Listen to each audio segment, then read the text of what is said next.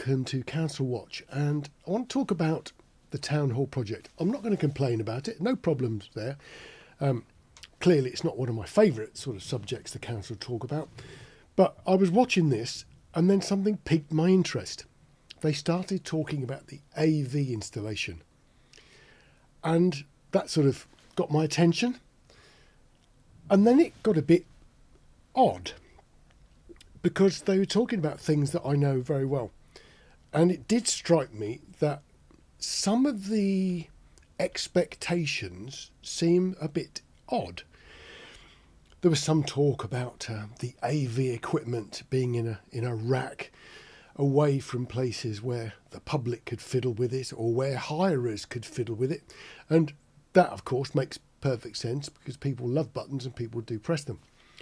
Now, the snag is, clearly they're looking at like doing meetings, a bit like the one I was watching, but I haven't really quite understood everything. I'll try and explain. When you're looking at the council meeting, at the moment, what you're watching is an automatic system. There's a little gizmo called an owl, and it's really quite popular for meetings, especially meetings like in the council chamber where people are all around. And it sort of grabs sort of 360 degrees of the room and lets you see what's going on. Sort of. Because it doesn't do it very well. People who are at the other end of the table from where this gizmo is are very small and you can't see them. People who are close sort of loom up large.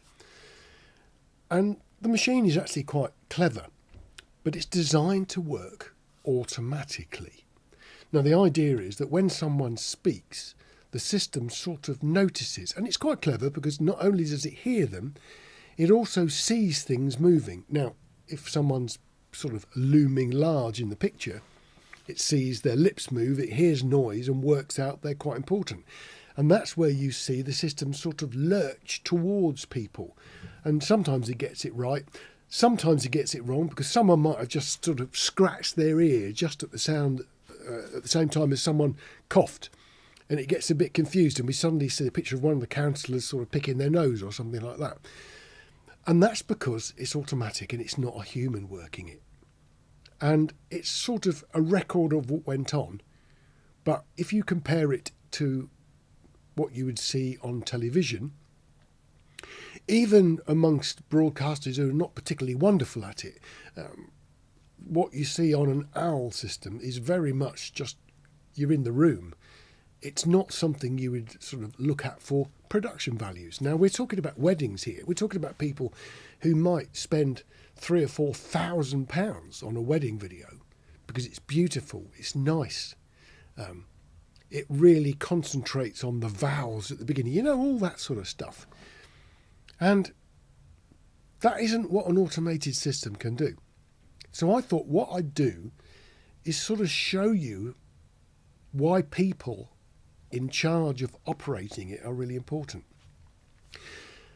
And while the council may well have staff members who could do it, are they actually any good at it? Because if you do it manually, things are quite different. Let me play you the meeting first, so you can sort of hear the things they were talking about, and then we'll discuss some of the bits. We've had several meetings with the audiovisual contractors, and we had a big final meeting yesterday with we had both Michael and Mark from the council's sort of operational perspective, and myself, plus we had Auditel, the consultants, hat in terms of the overall design team, and Max Fordham in terms of the M&E designers. And this was a case of understanding exactly how all these different bits and pieces work, and in particular in the council chamber, whether we're having floor boxes, things in the wall, how they look, how they will be integrated into the overall look and feel of that heritage setting, but also how they're positioned to make sure that they work and that members of the public can see things on TV screens, that members of the council, for example, if it's a council meeting, can actually see what's happening on large screens and hear, and how the meeting is managed with the AV management system. It also was deciding what will be in the room and what will be in the racking system in the cupboard in the green room next door. And thinking about how then that works if it's rented out by a third party who wants to come along and have a meeting. And I think the key point I would say is that it's pretty certain that town hall team members will be responsible for setting up meetings, making sure that the AV components are working for a third party booking, that it's unlikely that we will simply leave them to plug and play unless they have some very simple requirements. But if they're wanting to run a hybrid meeting, if they're wanting to, so a hybrid meeting where they've got people coming in via Teams or whatever, if they're wanting to use the microphone system, then they will need some effort from the town hall team to get them set up and running. If someone's a regular booker, they'll get the hang of it eventually, but it does also mean that we can keep members of the public out of comms rooms and racking systems where they would have the opportunity to press a button inadvertently and mess things up. Rack. So, yes, exactly. So I just wanted to raise that to you because it does have some implications for staffing. You see, this is where I'm a bit confused, because the staff who need to work it would normally be in the same room, not in a green room next door in a cupboard. Only this last few days I've been at an exhibition in London. Thousands of people, loads of seminars, stuff like that. And I was one of the speakers. Now, it meant that in that particular room to do these seminars and presentations, there is a technician sitting at the back who's got sort of little USB drives that the various delegates have given to him. And he runs the screen behind them so that the things that are being talked about get done in the right sequence. He also can cut cameras and, most importantly, turns the right microphones on, because if you give people microphones who are not used to them, they mess up. Now, that even means that, giving somebody a handheld microphone doesn't cure anything, because quite often, if they're not used to speaking into a microphone, they don't know what to do with it and they wave it around like a torch and you can't hear them. If you give a group of people in a room, like councillors, microphones that have a button that says push to talk, they forget. So if you do any form of important event, you never let the people in the room press the buttons, because they're too busy doing something else. It's not their fault. They're not trained people. So your audio-visual technician, whoever he or she is, gets the sources in the right order, make sure you're listening to the right counsellor, make sure you have the right slides behind. I mean, they were talking about, making sure that people can actually see the presentations properly. With the system at the moment, when the counsellors are looking at a screen, we can't see it. So at home, we don't know what's going on. But if you're doing something in the council chamber and they've spent, 10 million quid, whatever it is, you are expecting a little bit more than a sort of tin pot show, aren't you? Especially when you've spent a load of money on AV gear. So there needs to be a dedicated person to work it, not someone who's got another job in another room. If you've got a meeting, somebody needs to make sure the meeting goes successfully. You need a person. And they've just mentioned that. Let's move on.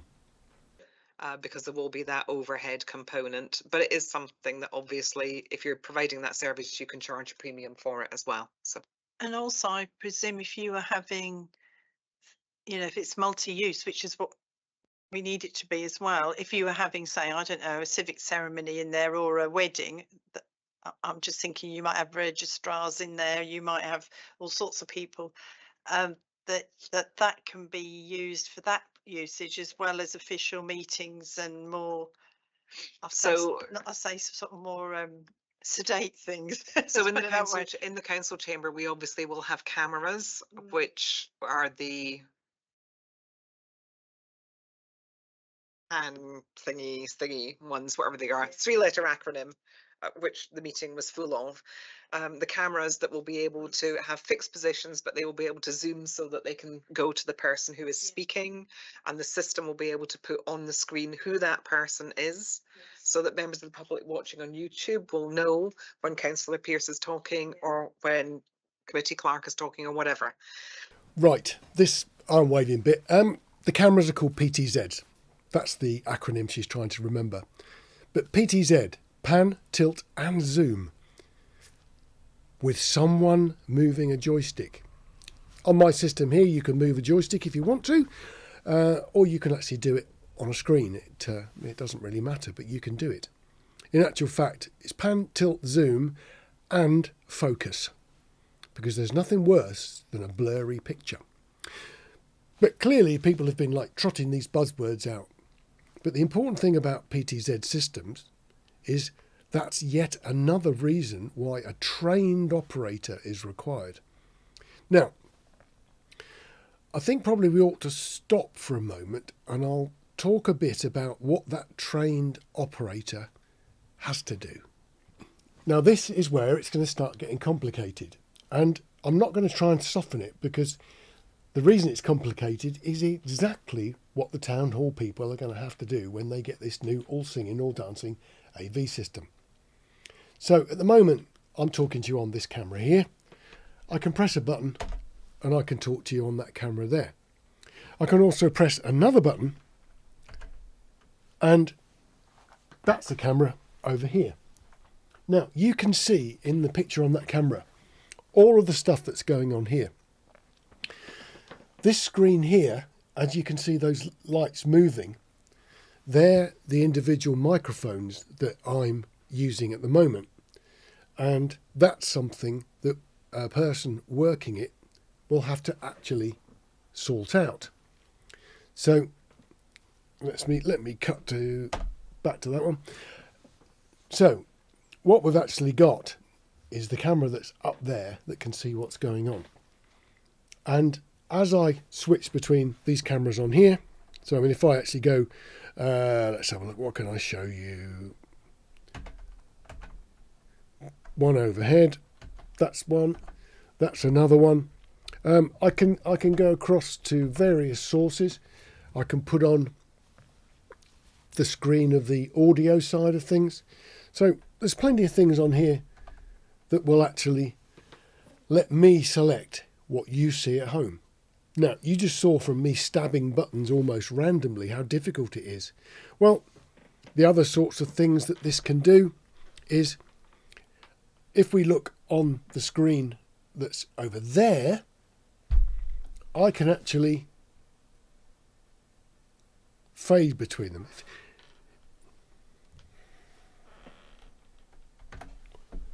If I go back to that one, I can go backwards and forwards.